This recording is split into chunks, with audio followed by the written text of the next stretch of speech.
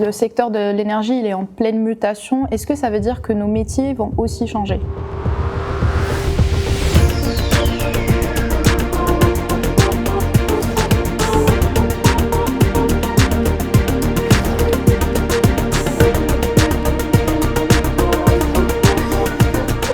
Bonjour Salma.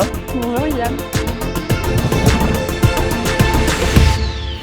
Je vais me présenter, je m'appelle Salma Nejmi et du coup aujourd'hui je suis venue pour découvrir Terega. D'accord, bienvenue chez Terega. Merci. Donc, je m'appelle William Rhin, je travaille au pôle stratégie et innovation et j'ai fait aussi une école de procédés, l'ENSGTI à Pau. Est-ce que tu as des questions ? Alors, mon objectif est de travailler plus tard sur des projets innovants, de trouver des solutions qui vont permettre de développer l'utilisation des énergies renouvelables. Et je suis intriguée par la place que peut jouer le gaz dans cette transition finalement et comment est-ce qu'on peut passer d'une dépendance à une énergie fossile à du renouvelable.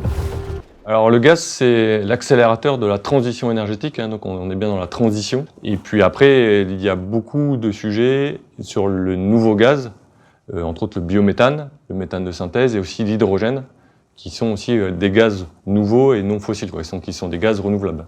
Notre ambition, c'est que ces gaz-là remplacent finalement à terme le gaz naturel. D'accord, parce que je me demandais justement pourquoi c'était l'hydrogène qui est autant mis en avant par rapport aux autres énergies. Plus tard, est-ce que le biométhane et l'hydrogène peuvent tous les deux coexister ou est-ce qu'à un moment, il va falloir favoriser un par rapport à l'autre ?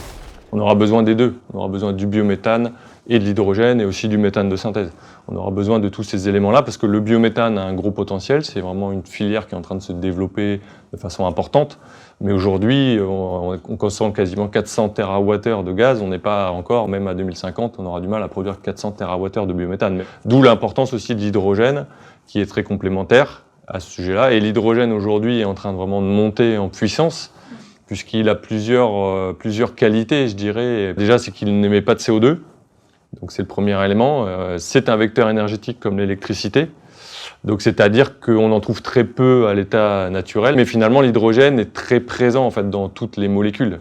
Mais du fait de cette caractéristique-là, c'est un vecteur énergétique et comme l'électricité, qui permet finalement de le brûler, de l'utiliser pour faire de la chaleur, de l'utiliser pour faire de l'électricité, ou de l'utiliser aussi pour le combiner justement avec d'autres molécules, pour faire du méthane de synthèse, pour faire du méthanol, de l'éthanol, ou des carburants de synthèse. Et du coup, on parle de multi-énergie, mais concrètement, c'est quoi le multi-énergie ? Alors, multi-énergie, chez Terega, c'est né du projet et du démonstrateur Jupiter 1000, le projet avec GRTgaz de Power2Gas. Cette idée, elle est venue là. C'est-à-dire, si on veut rentabiliser ces systèmes-là, il faut vraiment valoriser toutes les énergies. Donc ça, c'est le principe multi-énergie, c'est de se dire, il y a plein d'énergie perdue, on perd 100 TWh de chaleur tous les ans, quoi. Donc, se dire, si je peux même valoriser ne serait-ce que la moitié de ces 100 Tera, c'est super intéressant parce que je peux le valoriser sous forme d'électricité ou d'hydrogène. Et est-ce qu'il y a d'autres concurrents sur le marché dans le secteur d'énergie qui pensent aussi ou qui a des projets sur le multi-énergie ? Oui, parce qu'on n'est pas les seuls à avoir eu l'idée de faire ce constat qu'on a à nous réaliser via le projet Jupiter 1000. D'autres se sont évidemment intéressés à ça et c'est plutôt bien puisque de toute façon, Terega n'a pas la prétention de gérer le multi-énergie partout dans le monde. Donc c'est plutôt bien et puis c'est aussi la compétition, c'est toujours sain, ça permet de se remettre en question, de travailler sur le système et puis aussi de travailler puisque pour casser les silos, il faut aussi qu'on obtienne une fédération, c'est-à-dire qu'on arrive à fédérer tous les acteurs autour de ce système-là, qui est un mode de pensée complètement un peu différent. Et du coup, vu que le secteur de l'énergie il est en pleine mutation, est-ce que ça veut dire que nos métiers vont aussi changer ? Oui, les systèmes énergétiques vont changer, la façon de penser, les principes du multi-énergie vont amener à réfléchir un peu différemment. Mais fondamentalement, les infrastructures gazières, même si demain c'est du biométhane, de l'hydrogène ou du CO2 ou du méthane de synthèse, ça reste, la même chose, quoi. Donc après, il y aura des spécificités. Donc il y aura évidemment des formations à tous les niveaux, techniciens, ingénieurs et opérateurs, exploitants, pour appréhender et bien connaître les particularités de l'hydrogène, parce que ça nécessite des opérations parfois différentes en termes d'inertage, d'opérations de réparation. Donc voilà. Et parlant de formation, comment est-ce que Terega travaille avec les écoles pour que les formations accompagnent l'évolution du secteur ? Un aspect très amont, c'est qu'on travaille beaucoup avec l'université sur, comme on le disait au tout début, sur les sujets de recherche.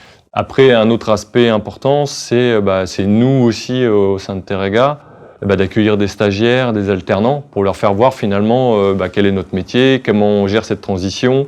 Au niveau des cours, est-ce que vous intégrez un peu, est-ce que vos professeurs vous parlent d'énergie renouvelable, de la transition énergétique? Oui, à l'INSA Toulouse, on est vraiment formé pour acquérir les compétences et atouts qui nous permettront de répondre aux défis sociétaux et être acteurs dans la transition énergétique. Donc finalement, on est dans une formation en interdisciplinarité où on est confronté aux technologies de l'avenir, donc le méthane, l'hydrogène et l'électricité. Ouais. Et donc finalement, l'énergie, le multi-énergie et l'énergie mixte est forcément présente. Donc toi, tu te sens aujourd'hui armé sur ce sujet-là et pour travailler voilà, sur ces projets-là. En tout cas, c'est très cohérent avec mes ambitions. Ça me conforte dans mon choix de parcours. Parce que tout ça, ce sont des projets qui se développent dans un domaine en plein essor et donc qui laissent place à beaucoup d'innovation et par lequel je suis passionnée.